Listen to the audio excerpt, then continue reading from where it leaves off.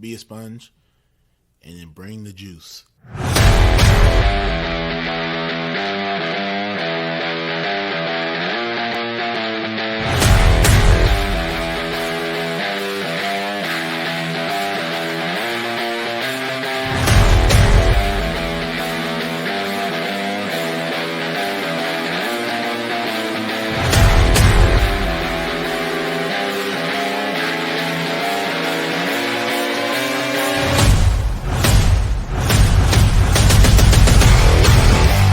Hello and welcome back to the Edge of Greatness. I'm your coach, Charles Schultz, and I'm excited to have you here today. And I want to tell you a little bit of a story to start here because I got a chance to reconnect with some of my old teammates, and it brought up all of these memories. About a week and a half ago now, I was invited back to Youngstown State where I graduated and played baseball. They were honoring our 2004 championship team. And it's been 20 years since I've seen a number of these guys, which is really interesting because once you graduate and you kind of all go your separate ways, you talk and you keep in touch, but you're not always seeing each other. And so I'm back at this field, and for the first time in a long time, I feel like I almost am like coming back home. It was really an interesting place, but this time I was there with my teammates, and we all had kids, and they're all roaming around, running and chasing and playing with each other. And I'm watching this game unfold, and it's just a special thing about the impact of people, right? And how much people play a role in your life, in your development, and where you end up, and how you go, and who you become. And for me, this reunion was a special opportunity to reconnect to a place that was very special to me, reconnect with friends and family and old, I guess, I don't know, old memories. And it made me start to think about the pillar of people and the pillar that, in my opinion, is most often ignored and neglected is people, because I don't think we understand the power. I don't think we understand what that means. And part of that might be because people's really vague, right? You know, what does it mean, pillar of people, the power of people? So I want to tell you about this team that I played on. It was a very, very special team. And I knew that from the moment I got on campus. My class, which was recruited, had 11 people in the class initially when we got there. By the time we were done, I think we were down to 6 or 7, but all of us ended up being contributors. We bought into each other. We believed in each other. We saw the talent that we had and the bond that was created from that first year together. And by the time it was all said and done and my career was over, the team and the people I played with, there are 7 YSU Hall of Famers on that team. There are 7 people who are so good at what they did that they've been enshrined in the Youngstown State Hall of Fame. And that's rare, I think. I don't think many people understand have that ability or have that chance to play with that number of people in that type of environment. We need people in our lives who push us, who know us, who challenge us, who take us to another level, who understand what buttons to push. We all knew what to do, how to play the game, how to get better, how to get the most out of each other. We became a family and we motivated each other to be great. And in the end, in my opinion, and I think statistically, we might have had the most wins over a 4-year stretch of any team to ever go through Youngstown. I'd have to look at the numbers, but I'm pretty sure if we're not first, we're probably second. But anyway, the idea here is we need the right people in our life. If we want to become the best version of ourselves, we need the right people. The hard part is we don't always get to choose those people. Sometimes we do, sometimes we don't. But when we do have these places and these opportunities, we need to choose wisely. The choice to who we let in, how much room we give them, how much space and influence we allow them is important to understand. family is what you're born into. You don't get to choose who those people are, but you do get to choose how much you let them influence you, how much you let them impact you, how much you need them, how much you rely on them. I'm very lucky. I have a great family. I now also am married into another great family. So I have a great extended family, and I lean on them and I rely on them and I ask them for support. I was very lucky throughout my playing career.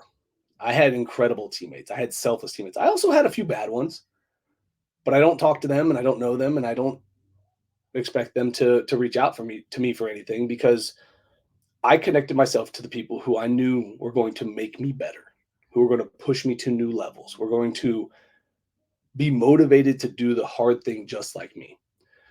Another interesting place is in the workforce. You don't really get to choose your coworkers, but you do get to choose which coworkers you attach yourself to, how you go about building those relationships, who you let into your life. And most importantly, we definitely have a large influence on our friends. Who do we choose to allow to be in our inner circle, to give us advice, to spill when things aren't going right, the things that are in our mind? Without the right people, it's very hard to become our best because we become blinded to what we see in the mirror.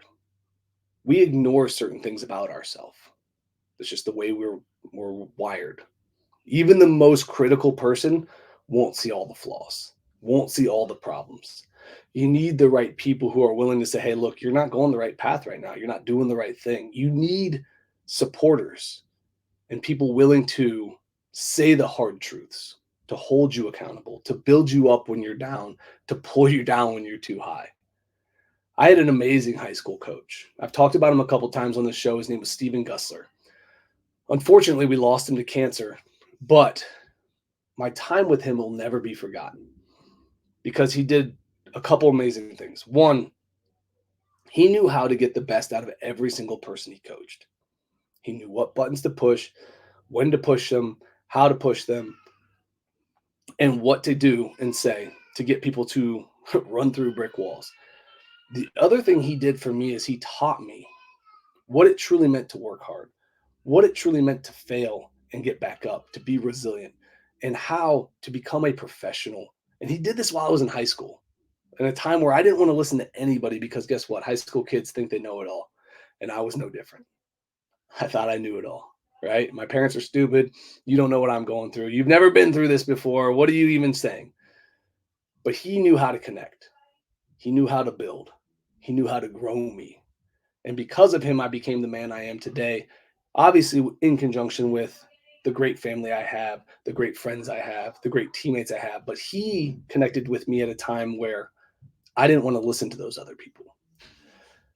Maybe you're in a similar place right now. Maybe you're in a place where you don't want to listen to certain people. You don't want to hear the hard truths about certain things. It's a tough place to be. Sometimes the truth is painful. Sometimes the truth is ugly. Sometimes we need to walk through the dark places to find the light on the other end of it. And it's easier to walk through those dark places holding someone else's hand. Find someone you trust. Find somebody you believe in, who believes in you, and ask them to take your hand, to walk through the dirt, the mud, the yuck together. Because on the other side is where the greatness starts. But we don't have the ability to do it alone all the time. We need that support. We need those friends. We need those people. So lean into those people. Find your team and build success. If you are struggling to find your team, please connect with me. I'd love to be a part of your team. That's why I'm doing this. That's why I'm coaching and trying to be this person, is because I feel called to share the message that my high school coach shared with me to the world. He inspired me to do more. I'm trying to do my best. I'd love to help you if you're struggling with something. So reach out, Charles at theedgeofgreatnessproject.com. And after this commercial break, we're going to dive into connecting the dots. And I'm going to show you a few people who got better when other people got introduced into their life. So we'll be back right after this commercial break. 1 week after launching our exclusive sneak peek, NGBN TV was live for 3 days of continuous coverage from Super Bowl 58 in Las Vegas. NGBN TV is live from Las Vegas for Super Bowl 58. The one-of-a-kind streaming TV network for men in their 40s, 50s, and 60s was the conversation for the big game about men's mental health. In the world of athletes, celebrities, and influencers, we're on notice. But we're just getting started with new partnerships announced like the Team Nike 3-on-3 Championship and new platforms available to download the NGBN TV app. So, what are you waiting for?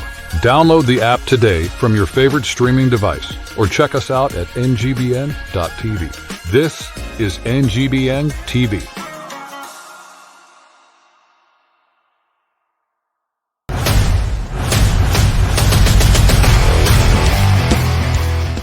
Hello and welcome back to the Edge of Greatness. We're going to dive into connecting the dots today, and this one is going to be a fun one for me because as a sports lover and somebody who has spent a lot of time looking at greatness, especially in sports, because that's where my passion draws me. I'm going to talk about some great figures in sports and how finding the right teammate changed everything. Everybody knows Michael Jordan. That name is not one that's new to the world. We talk a lot about Jordan's greatness. But Jordan's greatness was sped up and improved by an amazing teammate, Scottie Pippen. I'm not doubting that Jordan couldn't have been great without Pippen. I think Jordan would have had an amazing career. I think he would have done just fine. Would he be the person that we think of him as today without Pippen? I don't think so. I think that combination was exactly what they needed to become the iconic duo that we think about and talk about today. Before Pippen arrived, and again, I know Jordan was a rookie, he was young, he was dealing with some iconic teams coming off of great championship runs, was 1-9 in the playoffs.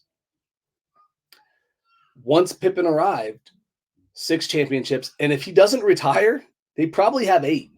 They probably don't lose during that stretch. And it's those two together that made that happen. Yes, Jordan is incredible. In my opinion, he is the greatest to ever play the game. And I do like Kobe, and I do like LeBron, and I do like all these other great NBA players that have come, but I think Jordan did it better. But I also think he was very lucky and blessed to have found a teammate who meshed so well with him, who was able to take the way that he played and the way that he was intense and absorb it, and they got better together, and they grew a dynasty. Another person that I think about often is the 49ers and Montana and Rice. The reason I think about them is for a couple reasons. One, I love the 49ers growing up. They were, for whatever reason, they were the ones that captured my heart, probably because the Browns were terrible. But I always watched the 49ers. They were always my team. I was cheering for them all the time. And of course, the truth of it is Montana already had 2 Super Bowls before Rice arrived. So it's not like he was some bum off the street, right? But there is no doubt that the addition of a guy like Jerry Rice enhanced Montana's career. He went from an 86.9 passer rating to a 93.7. He won 2 more Super Bowl rings. And together they became this legendary duo, this unstoppable, dynamic team that could do so many things. And this is another example that I like because with Montana, nobody was doubting what he was capable of. He had already won 2 Super Bowls. But finding that right teammate took him from good to great. From champion to legendary. And I think that part too is important to remember because no matter how good you are or how good you've been, when you add the right components, the right people, you can get better. You can improve. You can take another step that's beyond what you even thought was possible. And I think that Montana and Rice is a prime example of that. They took a guy who was already on the journey to becoming a Hall of Famer and guaranteed it. The last thing I want to look at is the best Major League Baseball teams to have, graced us over the last, let's say 40 years, just because that's how long I've been alive. But I think about the 95 Braves, the late 80s Athletics. I didn't get to see them, but I know all about obviously the 20s and the 30 Yankees and the 2004 Red Sox, right? Right here's a picture of the three-headed monster of the 95 Braves. And it's because they came together. They were willing to swallow some ego and some spotlight that they all became iconic players. And that team became an iconic team. It's not just about one person. And baseball is such a great example of this because one great star won't win it for you. The Angels arguably have had the best player in baseball in Mike Trout over the last decade, and they're not very good. And they've not had a lot of success, despite having the best player to potentially ever play the game in some people's minds. Often, it's the bond between the teammates. It's the willingness to allow somebody else to get the credit. It doesn't matter who gets credit for the win as long as you win. And I believe that 95 Braves team was every bit of that. I believe the late 80s Athletics teams were every bit of that. And absolutely the 2004 Red Sox team that broke the curse was loaded with talent, loaded with stars, but they all came together to find a way to compete for each other. And I think that's the final piece of the people.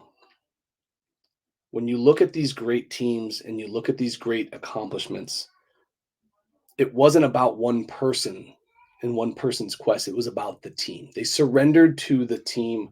They surrendered to the people in their circle. And it was about creating success together.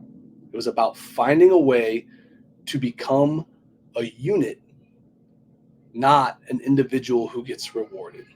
And too often in this day and age, we want to be the star. I see it all the time, especially with my high school kids.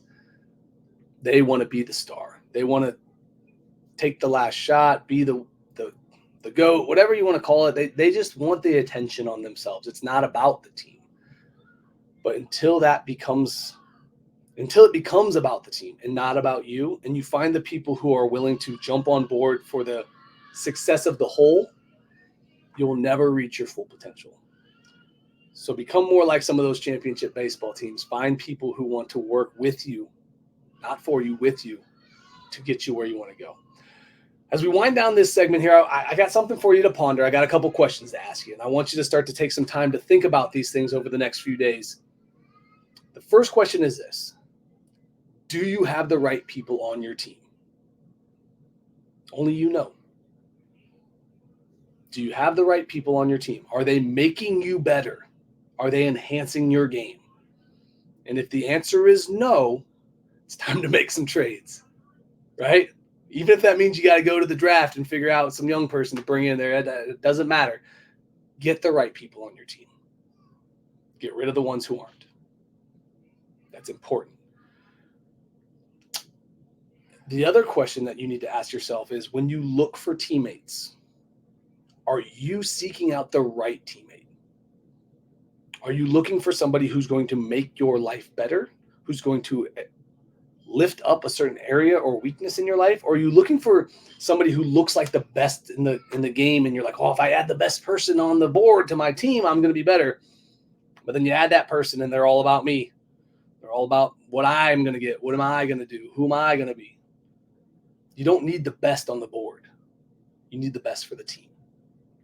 The last is, who has the potential to make you better at what you do? And that probably means that they're going to butt heads with you sometimes. That probably means that they're not going to be afraid to tell you truths. And it probably means that they're not going to be somebody who does what you already do. They're going to enhance what you do. So look at those three questions. Do you have the right people on your team? Are you seeking the right people for your team? Who has the potential to make you better? If you have those answers, you can start to find those right people, and you can start to make a difference in your life. I want to say thank you to my sponsor, Go Primal Lifestyle Fitness Apparel. Go check them out. Use promo code EDGE10 for 10% off and start wearing that Go Primal confidence gear. Get after it. Have a good time with it. Check out Chris Fontana's show. You'll learn a lot. You'll get better. You'll grow. And it's all good stuff, you know? So we're going to take a quick commercial break, and then we're going to dive into the final segment for today. We'll be back right after this. What's up, everyone? This is Chris Fontana, founder of Go Primal Lifestyle Fitness Apparel and host of the Primal Mindset Show on NGBN TV. Coming to you from Long Island, New York, with the transformative show that shares inspiring stories of overcoming adversity and embracing personal growth. Hosted by me, who has triumphed over immense challenges, including addiction, mental health struggles, and significant weight loss. This show features conversations with individuals who have conquered their own obstacles. Through heartfelt discussions, the Primal Mindset offers hope, guidance, and inspiration to listeners, encouraging them to persevere and never settle. Join us on this empowering journey of resilience and transformation as we share the stories of incredible individuals who have embraced the power of the Primal Mindset. Join us on NGBN TV.